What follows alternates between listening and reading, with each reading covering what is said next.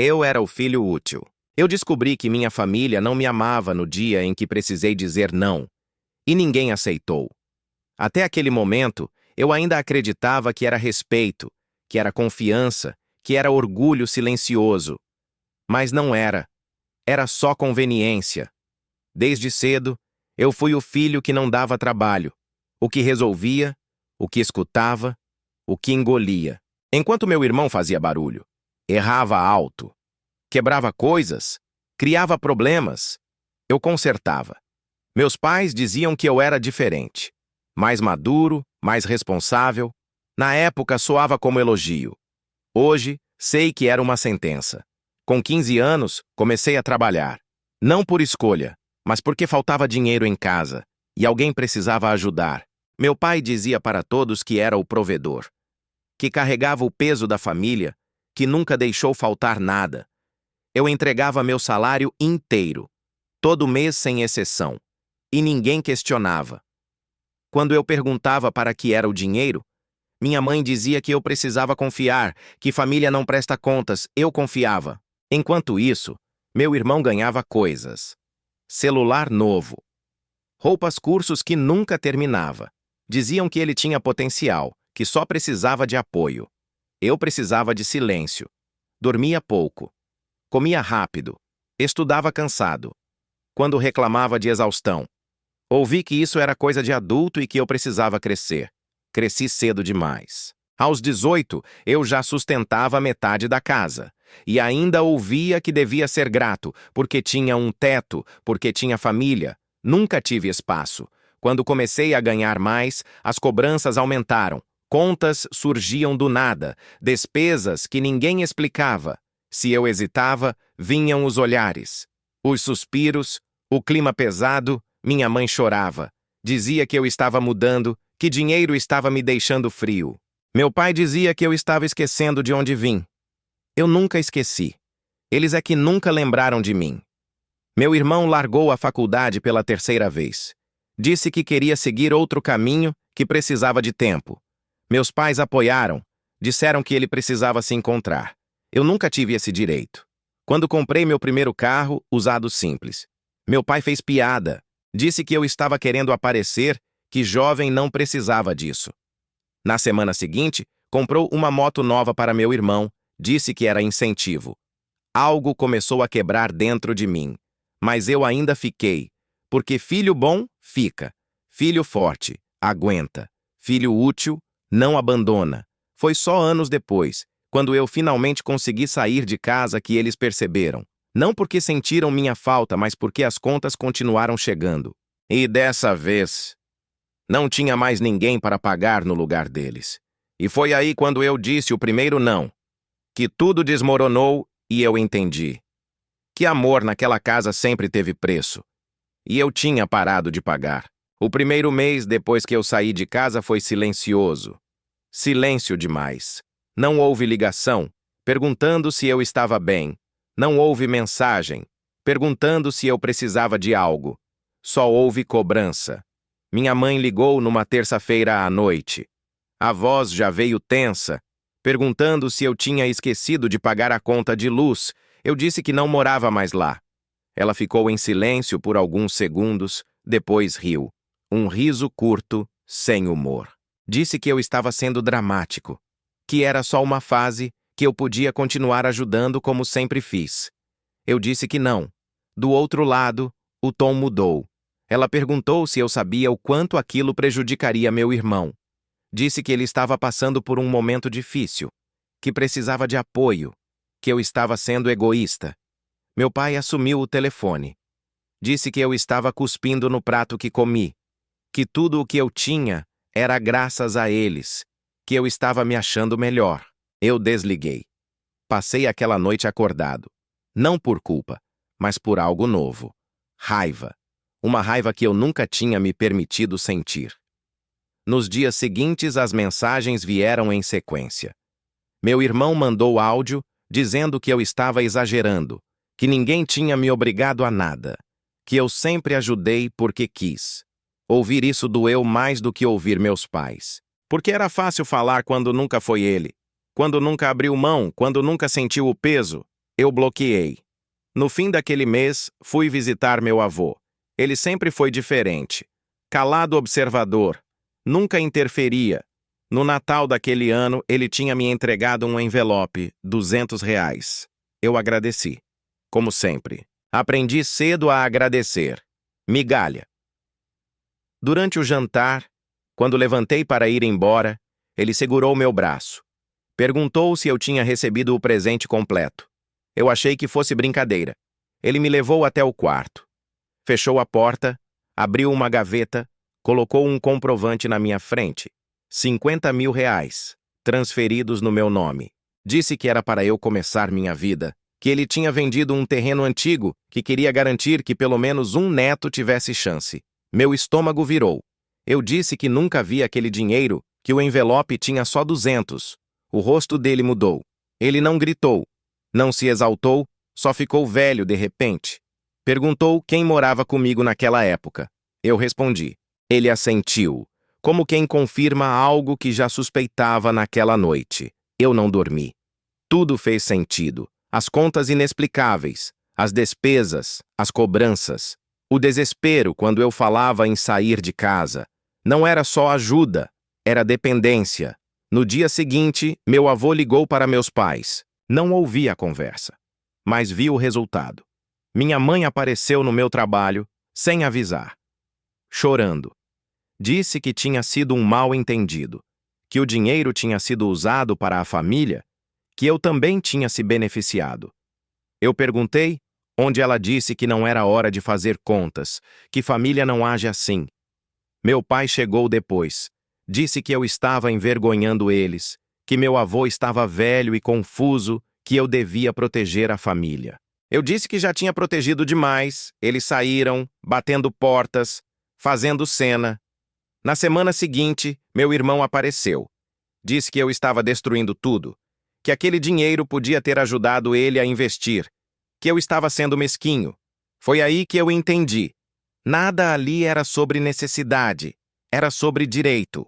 Eles achavam que tudo o que era meu era deles. E pela primeira vez, eu não cedi. O processo começou meses depois. Meu avô exigiu explicações, documentos comprovantes. Meus pais disseram que eu estava por trás, que eu estava manipulando um idoso. Eu apenas fiquei em silêncio, porque dessa vez, a verdade falava sozinha. E eu não era mais o filho útil. Eu era o filho que saiu do lugar, e isso eles nunca perdoaram. Quando a notificação da audiência chegou, eu estava no trabalho. Abri o e-mail e senti o corpo esfriar. Meus pais estavam oficialmente sendo chamados para explicar o que fizeram. E o nome que aparecia como interessado no processo era o meu. Naquele dia, eu entendi que não existia mais volta. Minha mãe voltou a ligar. De outro número. Depois de pedir para uma tia falar comigo, depois de mandar mensagem por primos, o discurso era sempre o mesmo. Que eu estava exagerando, que aquilo ia destruir a família, que as pessoas iam comentar. Meu pai foi mais direto, disse que eu devia retirar meu nome, que meu avô não sabia o que estava fazendo, que eu devia resolver isso em casa. Eu perguntei qual casa ele desligou. Meu irmão começou a postar indiretas. Falava de traição, de ingratidão. De gente que cresce e esquece de onde veio. Todo mundo sabia que era sobre mim. Alguns parentes pararam de falar comigo. Outros mandavam mensagens estranhas, dizendo que eu devia ser o mais maduro, que eu devia dar o exemplo. Eu já conhecia esse papel. Era sempre meu. Só que dessa vez eu não aceitei. Na audiência, meus pais sentaram juntos de mãos dadas, como se fossem vítimas. Quando falaram, disseram que o dinheiro tinha sido usado para despesas da casa, que eu sempre morei lá, que nada tinha sido escondido. O juiz pediu comprovantes, não havia, só transferências, saques, pagamentos sem destino claro. Quando perguntaram se eu tinha autorizado, eles disseram que não acharam necessário, porque eu era da família. Meu avô falou por último. Disse que confiou neles, que achou que estavam ajudando, mas que nunca autorizou retirar o dinheiro sem me avisar. Ele não chorou, mas a voz falhou, ali. Eu senti algo quebrar de vez. Depois da audiência, minha mãe tentou me abraçar. Eu dei um passo para trás. Ela ficou ofendida. Como se eu tivesse feito algo cruel. Disse que eu estava mudado, que eu tinha ficado frio. Eu pensei em tudo o que tinha feito. Nos anos trabalhando cedo, pagando contas, engolindo humilhação, sendo chamado de ingrato, mesmo sustentando tudo. Se isso era frieza, então eu aceitava. O processo seguiu, e pela primeira vez, eles não tinham controle. Meses depois, a decisão saiu. O dinheiro deveria ser devolvido. Parcelado. Com correção. Meu pai ficou furioso. Disse que eu tinha acabado com a vida deles. Meu irmão parou de falar comigo. Disse que eu tinha roubado o futuro dele. Engraçado. Eu nunca tive um. Usei o dinheiro quando começou a voltar. Para algo simples. Paguei dívidas antigas. Aluguei um lugar só, meu pequeno, mas quente. Comprei uma cama decente e dormi sem medo de cobrança. Meu avô morreu no ano seguinte. No velório. Meus pais ficaram distantes. Meu irmão nem apareceu. Antes de morrer, ele me disse algo que eu nunca esqueci, que não me deu dinheiro, me deu uma saída. Hoje, quando penso na minha família, não sinto raiva, sinto clareza. Entendi que amor que cobra obediência não é amor, que ajuda que exige silêncio é controle, e que sair do papel de filho útil é o primeiro passo para virar gente. Eu não perdi minha família, eu perdi a ilusão, e isso foi o que me salvou. Depois que tudo acabou no papel, o silêncio veio de verdade. Não aquele silêncio pesado de briga recente, mas o silêncio definitivo. Ninguém ligava, ninguém cobrava, ninguém fingia preocupação. No começo isso assustou. Passei anos sendo necessário. Ser inútil para eles parecia estranho. Mas, aos poucos, começou a fazer sentido. Percebi que minha função naquela família nunca foi ser amado. Foi ser conveniente, resolver quando dava problema, sumir quando incomodava. No trabalho, comecei a render mais, sem o peso constante de sustentar o caos alheio, sem a ansiedade de saber que qualquer extra meu viraria obrigação. Fiz algo que nunca tinha feito. Planejei. Planejei viagens simples. Planejei estudar algo novo. Planejei descansar sem culpa. Meu irmão tentou contato meses depois. Mensagem curta, fria. Disse que as coisas estavam difíceis, que o mercado de influenciador não era o que ele imaginava, que nossos pais estavam sobrecarregados. Não pediu desculpa. Não reconheceu nada. Só esperava que eu entendesse. Eu entendi e apaguei a mensagem. Na terapia, comecei a falar sobre isso, sobre o medo de virar alguém egoísta, sobre a culpa de não ajudar. A terapeuta disse algo simples. Que egoísmo é tirar dos outros, não deixar de se sacrificar. Aquilo ficou. Com o tempo, percebi que minha história não era única. Conheci pessoas com versões parecidas da mesma dor. Filhos fortes demais, responsáveis cedo demais. Gente que só começou a viver depois de sair. Hoje, quando o Natal se aproxima, não sinto aperto, não espero envelopes, não espero reconhecimento tardio. Faço minha própria ceia, às vezes sozinho, às vezes com amigos que sabem ouvir. E isso basta. Aprendi que família não é quem te usa até o limite. É quem não te coloca nesse limite. Meu avô foi o único que tentou equilibrar a balança, mesmo que tarde. O resto escolheu ficar onde sempre esteve, e eu finalmente aprendi algo que nunca me ensinaram, que não é ingratidão ir embora, é sobrevivência. Depois disso, a vida não virou um filme bonito. Virou algo melhor. Virou previsível. Passei a gostar da rotina, acordar sem mensagens urgentes, dormir sem aquela sensação de que alguém ia precisar de mim de madrugada. Pela primeira vez, o dinheiro que eu ganhava tinha destino. Não buraco, não incêndio. Destino. Paguei cursos que sempre adiei, arrumei a casa do jeito que eu queria. Comprei coisas simples, sem culpa, nada extravagante, só digno. Meus pais tentaram contato no aniversário seguinte. Mensagem genérica, como se nada tivesse acontecido. Parabéns. Saudade. Não respondi, não por vingança, mas porque não havia mais conversa possível. Eles nunca perguntaram como eu estava. Nunca perguntaram o que eu sentia. Só perguntavam quando eu podia ajudar. Sem essa pergunta, não sobrava assunto. Meses depois, descobri por terceiros que a situação apertou de vez. Meu irmão largou a ideia de influencer. Tentou vender cursos, tentou rifas, tentou promessas vazias. Nada funcionou. Meus pais começaram a vender coisas da casa. Primeiro as pequenas, depois as que doíam. Alguém comentou que meu nome quase apareceu numa conversa, que cogitaram me pedir ajuda, mas que desistiram. Disseram que eu estava distante, frio, orgulhoso. Eu ri quando soube. Orgulho nunca foi o problema. O problema sempre foi a falta dele. Hoje, quando penso naquele Natal, no envelope, nos R$ 200, não sinto raiva. Sinto clareza. Ali foi o momento em que tudo ficou visível. O favoritismo, a mentira, a escolha consciente. Meu avô sabia e tentou corrigir do jeito que podia. Eu honrei isso vivendo, não pagando dívidas que não eram minhas, não carregando culpas plantadas. Vivi. E se tem algo que aprendi, é isso. Quem te ama, não te esvazia. Quem te ama, não te usa como plano B. Quem te ama, não rouba seu futuro e chama de sacrifício. Eu não perdi uma família, perdi uma função. E foi assim que ganhei uma vida. Depois que essa ficha caiu, algo mudou em mim de forma silenciosa. Não foi revolta, não foi vingança, foi limite. Comecei a perceber o quanto eu sempre vivi em modo de alerta. Como se a qualquer momento alguém pudesse puxar o tapete, ou pedir algo, ou cobrar algo que eu nunca prometi. Esse estado constante de prontidão foi embora aos poucos.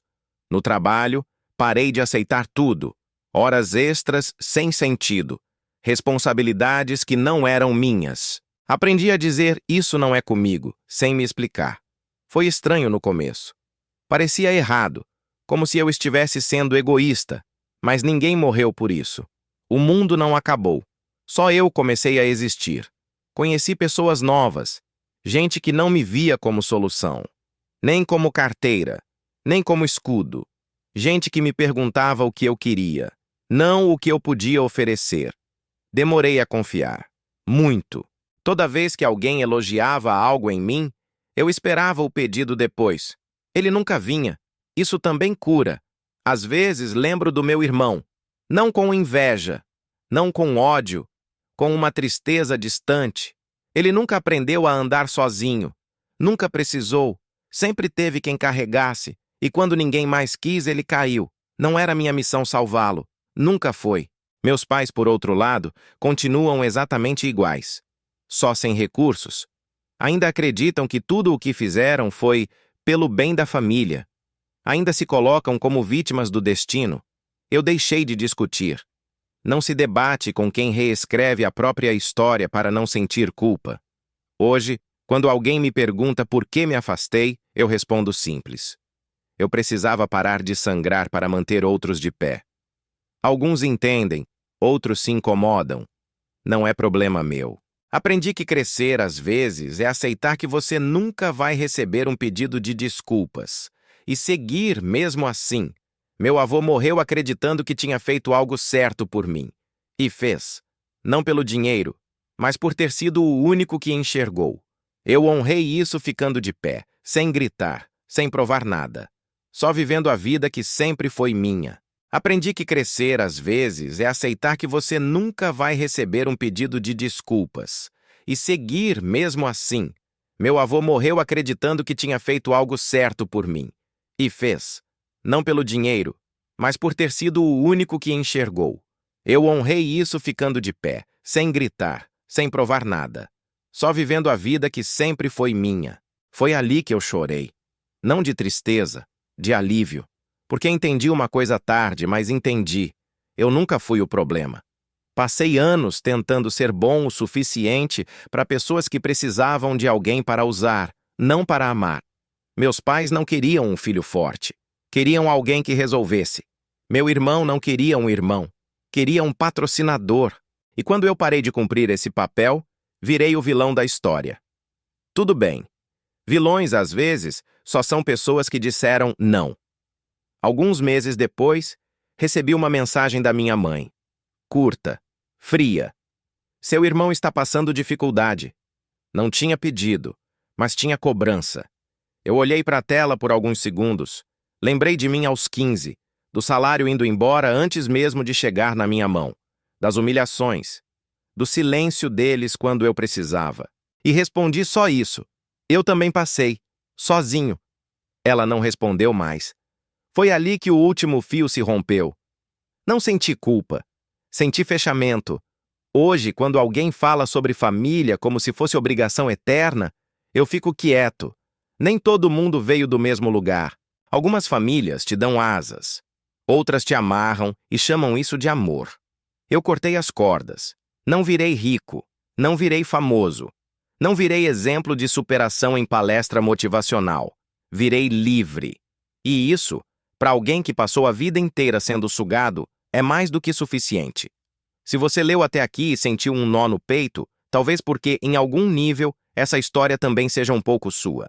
Às vezes, o maior ato de coragem não é enfrentar ninguém, é ir embora. Se você gostou do vídeo, deixe o like e se inscreva para mais.